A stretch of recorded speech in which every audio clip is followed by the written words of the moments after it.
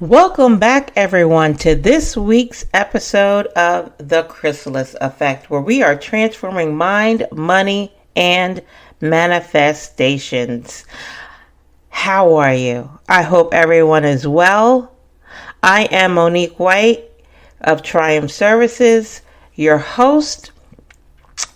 And here in The Chrysalis Effect, we tackle a 360 view of success, a 360 view of health, 360 view of wellness, all of it, because each and every one of those things are intertwined so that you can lead a successful life personally, professionally, and spiritually. And I'm looking at the seasons and at the trees as we change into fall, as we transition into fall, and I am seeing beautiful colors. Tan, brown, red, yellow, a little bit of green is still out there. And when I was preparing for today, I'm like, this is absolutely so appropriate. It is so appropriate for today's topic, which is colors. Colors. I had the opportunity this past weekend and the honor this past weekend of speaking at a women's retreat, a women's empowerment retreat. It was a 3-day retreat. And after I presented, and while I was in the area, I met up with one of my mastermind sisters. One of the speakers was a mastermind sister and a couple other participants, and we went out to eat. And I don't want to say occurrence, because occurrence makes it sound so negative, but something that happened during that dinner really opened my eyes and really brought me back to how we respond and how we perceive things is filtered through our own personal kaleidoscope. A kaleidoscope is an optical instrument or toy with 2 or more reflecting surfaces tilted toward each other at an angle, which results in a constantly changing pattern, or sequence of color. I read a devotional called Do Not Worry. And in that devotional, the author said, what happens in your life does not determine your spirit. Meaning how you view things, how you filter the information that comes through your 5 senses and impacts how you think about yourself, how you think about your skills, how you think about your ability, how you think about your worthiness is filtered through this kaleidoscope, this membrane that determines our actions and because every action and inaction starts with a thought determines our thoughts. And sometimes we take what happens to us, and when we're responding to that, we're filtering it through our own personal kaleidoscopes, which is reflecting what's going on in the inside, which is reflecting whatever angle that data is hitting on that plate, right? That we have built up inside of us. So to put this in perspective and to illustrate this, we were out to eat. Myself, my friend who came in, my friend who was already there, and 2 other ladies. who were relatives of another. And as we were sitting at the table, each ordering our meal, one lady was torn between two particular items. You know how if a menu has too many things, you can't make a choice. Or if you had in your mind that you wanted something and then you see something else, you're like, maybe I want that. So she was torn between two menu items. So she asked the waitress, the server, for her opinion. What would she choose? And the two items were steak or a seafood platter. The server's response was, well, if you order the steak, it is only 4 ounces. And at 4, I believe it was like $50. But if you get the seafood platter, you will get more food at a lower cost. So I would order that. I would order the seafood platter. I think you would be more happy with the seafood platter. Now, I'm paraphrasing because I wasn't in the conversation, obviously. I heard bits and pieces of it, but I'm paraphrasing. So when the server left, the young lady was left feeling a particular kind of way. She turned to us and said, "Can you believe that? I asked her, out of these two items, what would be the better choice? And she said XYZ, as if I needed more food." Can you believe she said that to me? Now, she was really calm when she turned around and she spoke to us. But obviously, it hit a certain way, right? Let me put this in a little, in more context. We were 5 middle-aged, young adult African-American women. This young lady was curvy, like so many of us. I know for me, I'm on the fluffy side right now. And I can't even say it's the pandemic because I have no excuse. But getting back to the story, that's an aside. Getting back to the story, our server was a young, slim, Caucasian female. So the young lady in my party took the server's word as, "You look like you want or need more food. And the steak won't satisfy you because it's only 4 ounces. So get the bigger platter of food." Some immediate responses around the table were, "You are being too sensitive." She didn't mean it like that. I wouldn't have taken it that way. The server was just answering your question and giving you her take on a greater value. What the server didn't mean anything, etc., etc. Now, I'm watching the interaction. And so I interjected that it really can be taken 3 different ways. 3 different ways. And it all depends on your perspective. Everyone, every single last one of us comes at things with baggage. We experience things with baggage, with past experiences, cultures, biases, etc. And it is through all of that baggage that we filter information. The interaction can't just be taken one way.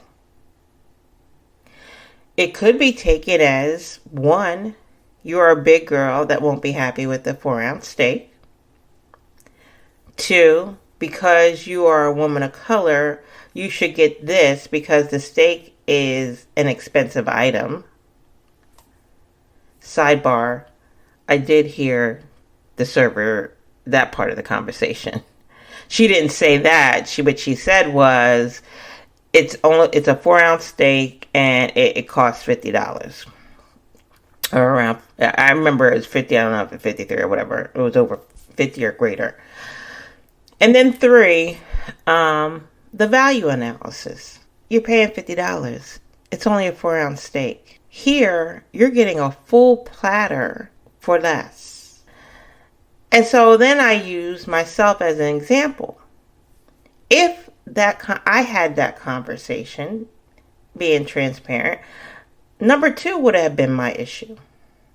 Based on my life experiences and my journey, my filter, my back would have went up if a Caucasian person assumed that I could not pay for an item or just steered me, maybe unintentionally, to the cheaper item. I would have been like, why are you checking my pockets? You don't know me. But that's my perspective. So even more eye-opening was the response to that statement. Another lady at the table took my statement to mean that Caucasians made me uncomfortable. Her words were, she said, white people don't bother me. I can see why you could say that, but white people don't bother me because I'm around them all day and they don't bother me like that.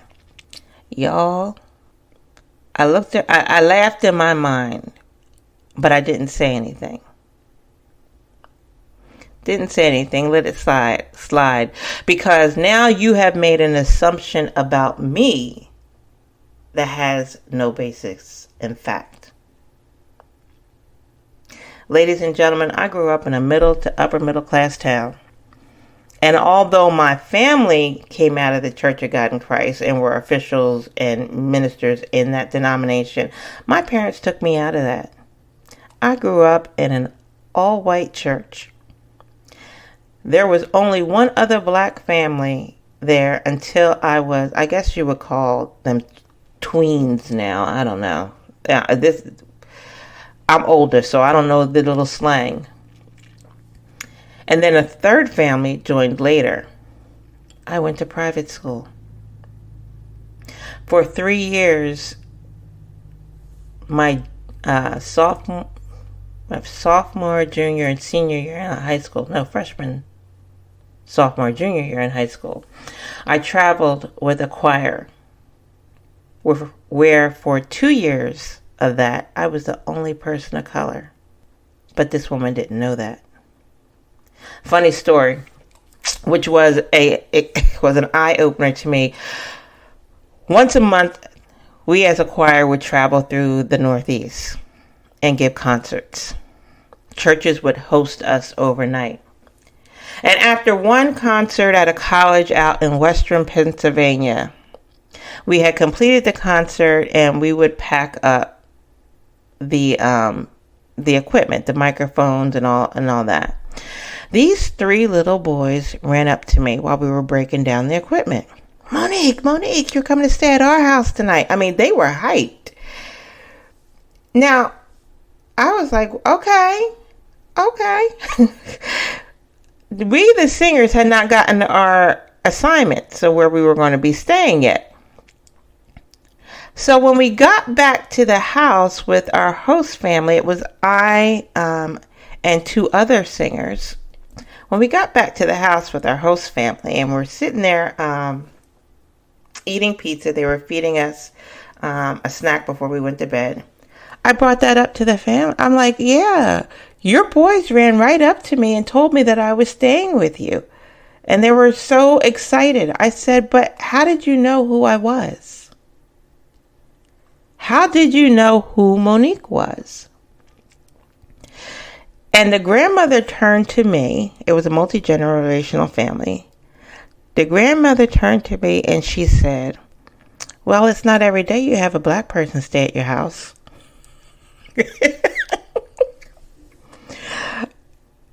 I just looked at her. I looked at the other 2 girls. I mean, what do you do with that? Honestly, what do you do with that? I was like, okay. I said, oh, that's nice. I'm like, you know what? I'm feeling really tired right now. I think I'm going to go to bed. Thank you. I thanked them and then I went up to the room. I had not run across that before, so blatant. But that was just an aside. That took me back there for a second. But this woman didn't know that experience. I was the only person of color in my nursing bachelorette program, graduating class.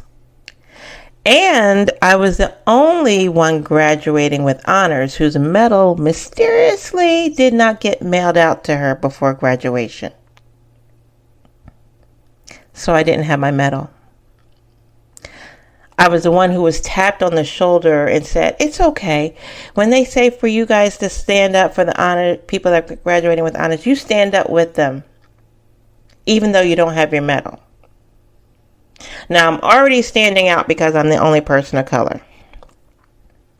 And now you want me to stand out more because when they call for those with honors to stand up, I'm going to be the only one standing without a medal. I worked on a surgical intensive care unit at a particular hospital in South Jersey and was the only black registered nurse on that unit, on that shift, for 5 years. As an attorney, I worked in a white male-dominated field.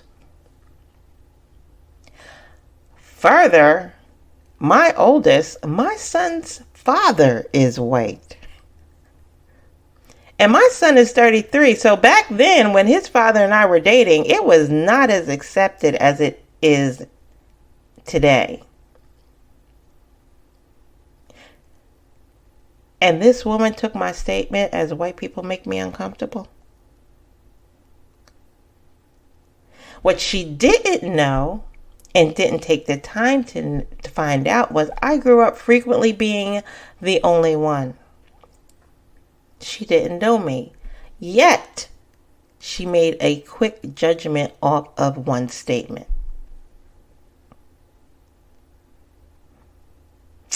However, I didn't address it because it wasn't about me. That moment wasn't about me. I turned to the first young lady and said, your feelings are valid. I nor no one else can invalidate your feelings. I haven't walked in your shoes. The second lady hadn't walked in my shoes. I don't have the same filter as the person next to me, behind me, in front of me. Perspective. How you feel is how you feel.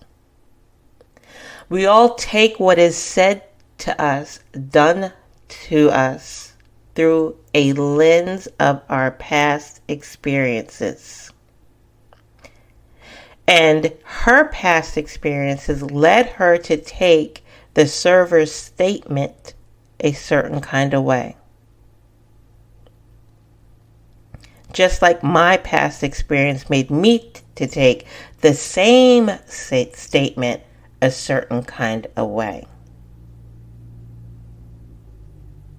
And then the third lady's response to me was filtered through her perspective and led her to take it a certain kind of way.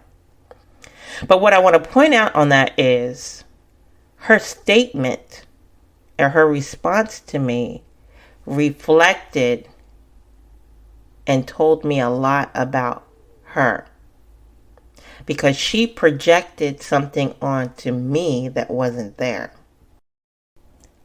Angles. So why am I talking about this? I'm talking about this because we have got to stop being so quick to judge other people. Stop being so quick to make assumptions. Stop being so quick to invalidate others' feelings and experiences. Did the server mean for her statements to be taken in the way that they were? Maybe not. Or maybe. I can't speak to another's intentions. However, we have a choice of how we respond. Yes, we filter data through our own lens of past experiences, through our own kaleidoscope. But there are many different ways, just as there are many different angles to a kaleidoscope, to take things. It's our choice. And as I said earlier, what happens in your life does not determine your spirit. It's the choice that you make. You know, Bishop John Edmonds always taught us that offense is a choice. Offense is a choice. And in that choosing, you are choosing whether to give away your power or stand in your power. And it might be reactionary, it might be unintentional, and you might not even realize it. But what I thought was so great about the first young lady's response when everybody started with, you're too sensitive, she stated, I'm not offended. I'm not offended. I'm just saying and pointing out what she said to me and how it could be, I could have taken that. But she very clearly said, I'm not offended. Now, on the flip side of all of what I said about stop being so quick to judge other people and their perspectives or their experiences, we have to stop being so quick to defend others' actions and words. Like I said, I can't speak to that server's intentions because I'm not her. No one can speak to another's intentions other than that person. And it's not for you to defend it. It's also not for you to discount how those words or actions impacted another. Just because it's not your lived experience doesn't make it any less valid or true. And I'm not coming for anyone here. Let's be clear about that. I'm not coming for anyone here. I'm just using it as an example. Because we have all done it at some time.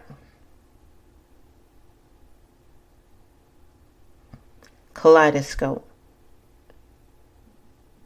A constantly changing pattern or sequence of color. The information we glean from life is filtered through the kaleidoscope of our life perspective. There is no one response. Phil Collins sang, "And I'll see your true colors shining through. I see your true colors, and that's why I love you. So don't be afraid to let them show your true colors." It would be an awfully boring world if we were all the same. Our true colors, our personal stories, our authentic selves are beautiful.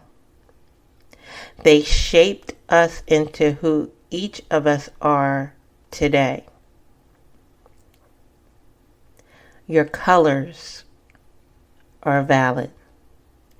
Your colors are beautiful. Let's be more intentional about understanding where a person is coming from. Let's be more intentional about listening. The Bible tells us, be quick to listen and slow to speak. Let's be more intentional about appreciating the various colors of the individual and take a moment to consider the colors. Thank you everyone for joining me today. I am Monique White at Triumph Services. Do me a favor. If you have been listening and if what I say resonates with you, if you like the Chrysalis effect, please like, share, and subscribe. Hit that little heart button, hit that follow button, hit that subscribe button. Help me grow this channel. And as always, if you want to connect with me, you can connect with me on my website at www.triumphsvcs.com. If you want to schedule a free connection call with me, you can do it right there from the webpage or via my social media on all channels at Triumph SVCS. Have a great day, everyone, and take a moment to consider the colors.